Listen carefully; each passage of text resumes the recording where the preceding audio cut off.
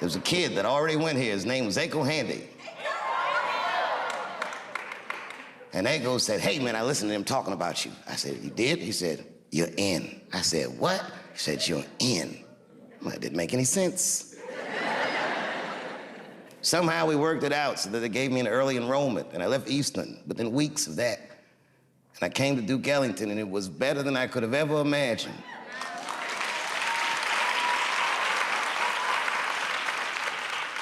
I didn't have the suspicion that most new kids get. I was an oddity, a new toy. I was quirky. I wasn't a snappy dresser. I didn't really know what the fuck was going on because the crack epidemic itself was new to me, and they were all refugees from their neighborhood schools.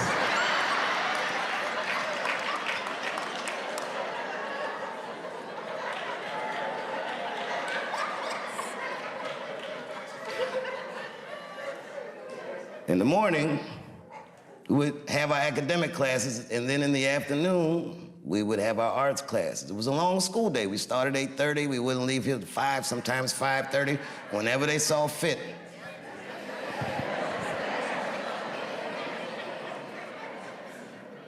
It's funny walking in here tonight, because I saw the pride flags up, and I remember when I came here all those years ago, it's the first time I'd ever met a kid who was just like gay.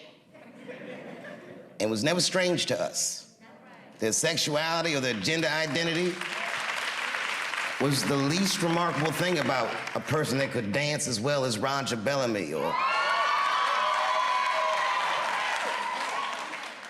There was no distinction between any of that. Everybody was weird in their own way. And in a very strange way, because we spent so much time with one another, we helped raise one another. There's a camaraderie between these students that I don't know that I've seen since I left this school. I can remember, and I won't say names, there was a student that went here that used to sell drugs. Well, it wasn't just a student, but this particular guy.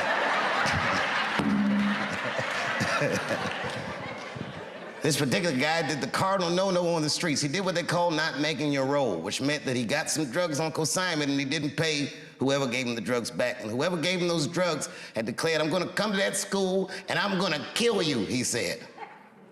And my man was scared. And the word got around school, that the goons was coming. And by the time the goons showed up, every dude that went to this school, gay, straight, whatever the fuck, was all standing out front. They said, you have to kill all of us. And who was in front of all of them? Roger Bellamy with some leg warmers on like this.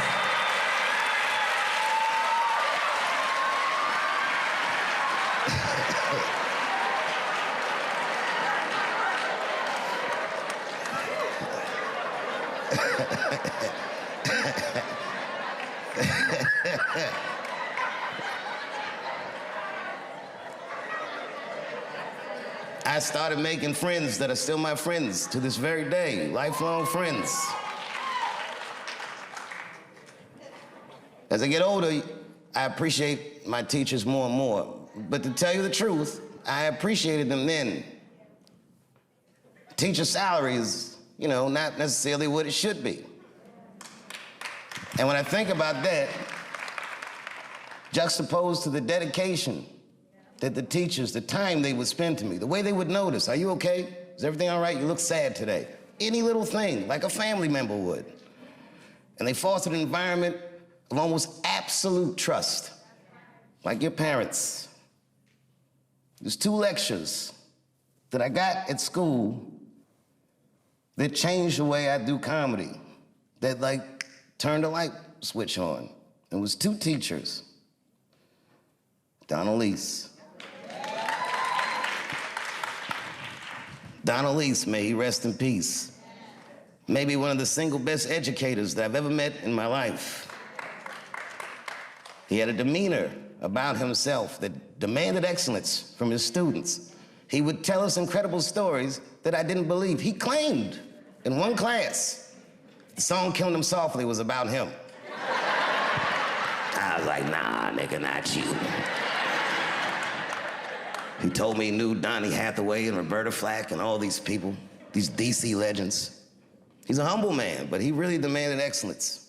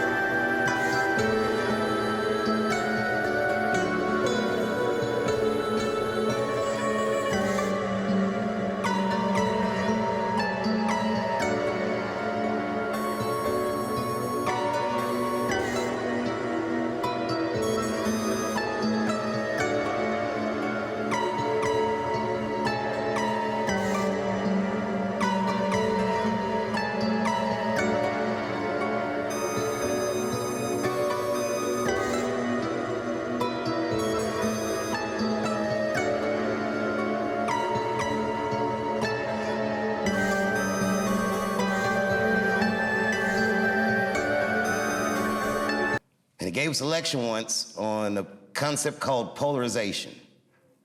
Polarization meaning the idea that if you can make everybody look at the same thing at the same time, that their rational mind will decrease and their emotional response will increase. He said that's how audiences work, that's how mobs work. That's how you make a person lose themselves in the crowd. I got it. As he was saying this, he would hold a staple in his hand. It was a good lecture. He said, everyone focus on the staple, and then he would explain to us what polarization is as we're all looking at this staple, and then he'd scream, ha! And everyone would jump, oh! And he said, what you scared of? Oh, shit, that works. And ever since he did that lecture, I listened in his class intently. He was one of the only guys that I would always get straight A's from because I worked very hard, not to get his approval, but to avoid his disapproval. When we were coming up, they had a thing called juries. I don't know, do they still do juries? Juries is when all the department heads give you a piece to work on and they sit there and they make you perform the piece, and the criticism is brutal. We were kids. We didn't understand that they were preparing us for a hard world ahead. If you wanted a profession in art, they would tear us to shreds. The stress of a jury, and man, I never practiced. Because I didn't want to act.